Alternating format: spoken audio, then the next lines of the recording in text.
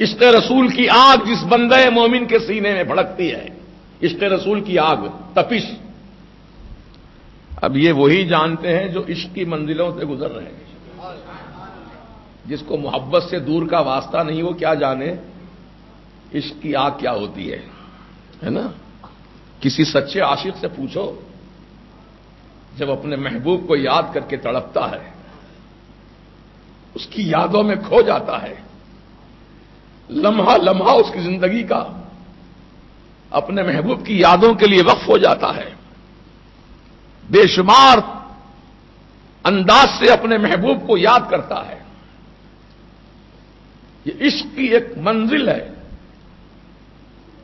تو جو رسول پاک علیہ السلام کو اپنا محبوب بنا لے اور سرکار دو عالم صلی اللہ تبارک و تعالی علیہ وسلم کے عشق میں تڑپتا رہے، جیسے سیدنا صدیق اکبر تڑپے ہیں، ایسا تڑپے. سیدنا فاروق اعظم تڑپے ہیں، ایسا تڑپے. کیسا تڑپے یہ لوگ؟ آج جھلک دکھا دوں آپ کو. سرکار جو علم غیب جانتے ہیں، حضور کی نگاہوں سے کوئی چیز پوشیدہ نہیں. یوں تو ہر صحابی سرکار کا چاہنے والا، اس میں کوئی شک ہی نہیں ہے. لیکن محبت میں تڑپنا، بے قرار رہنا اپنے محبوب کے دیدار کے لیے. پوچھا گیا سیدنا صدیق اکبر رضی اللہ تعالیٰ عنہ سے کہ حضور بتائیے کہ آپ کو دنیا میں سب سے زیادہ اچھی چیز کون سی پسند ہے؟ آپ سے پوچھوں اگر میں کون سی چیز پسند ہے تو آپ کی پسند کی چیز بتائیں گے صاحب مجھے یہ پسند ہے، مجھے یہ پسند ہے، مجھے یہ پسند ہے. دنیا کی چیزیں بتائیں گے آپ، بلڈنگ بتائیں گے، کار بتائیں گے، یا لباس بتائیں گے، یا کھانے پینے کا انداز بتائیں گے صاحب مجھے یہ کھانا پسند ہے. لیکن صدیق اکبر رضی اللہ تعالیٰ عنہ سے پوچھا جا رہا ہے جو معرفت اور تصوف کے کتب ہیں، ان سے پوچھا جا رہا ہے بتائیے سرکار آپ کی پسندیدہ چیز کیا ہے؟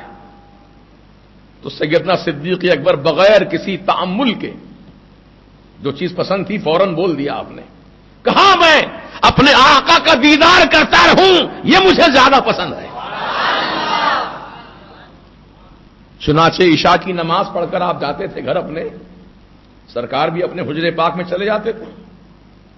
مسجد خالی ہو گئی، لیکن سیدنا صدیق اکبر رضی اللہ تعالیٰ عنہ کے مکان کا جو کھڑکی تھی، ونڈو، وہ سرکار کے حجرے کی طرف کھلتی تھی. تو سیدنا ابو بکر صدیق رضی اللہ تعالیٰ عنہ اپنے مکان جا کر بستر پہ نہیں سو جاتے تھے. عشق دیکھو آپ، عشق اس کو کہتے ہیں، محبت کا جذبہ دیکھو آپ. اپنی کھڑکی کھول کر سیدنا صدیق اکبر رضی اللہ تعالیٰ عنہ جھانکتے رہتے ہیں.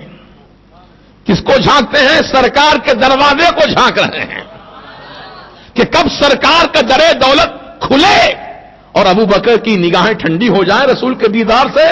اس مبارک تمنا میں آپ کھڑے رہتے تھے، رات بھر کھڑے رہتے تھے، رات بھر کھڑے رہتے تھے، سوتے نہیں تھے اپنے بستر پر. اس کا نام ہے عشق. محبوب کی محبت میں بے قرار ہے. جلوہ اوجھل ہو گیا نگاہوں سے، اب دیدار کی تمنا لیے کھڑے ہیں. دیکھو کیسی محبت ہے. یہ کہتے پھرتے نا صحابہ والا کام کرنا چاہیے، صرف مسواک کی کاڑی رہ گئی صحابہ والا کام. یہ سیدنا صدیق اکبر والا کام کب کریں گے؟ یہ بھی تو صحابیوں میں سب سے بڑے صحابی ہیں، افضل البشر بعد الانبیاء بالتحقیق ہیں. ان کا عمل کب اختیار کرو گے؟ یہ سرکار کی محبت میں کیسے وارفتہ ہے. یہ تو سرکار کی ظاہری زندگی کی بات ہے. سرکار موجود ہیں، زمین کے اوپر جلوہ فرما ہے، بس عشاء کے بعد اپنے حجرے میں گئے، چند گھنٹوں کے لیے نگاہوں سے پوشیدہ ہو گئے ہیں. تو بے قراری کا یہ عالم ہے، رات بھر کھڑکی کھول کے تک رہے ہیں دروازہ. اللہ اکبر. جب حضور پاک علیہ الصلوۃ والسلام اس عالم دنیا سے عالم برزخ کی طرف منتقل ہو گئے تو اب میرے سرکار اپنی نگاہوں سے، ہماری نگاہوں سے، آپ کی نگاہوں سے، سب کی نگاہوں سے پوشیدہ ہو گئے، چھپ گئے۔ تو اب سیدنا ابو بکر صدیق رضی اللہ تعالی عنہ کا یہ حال تھا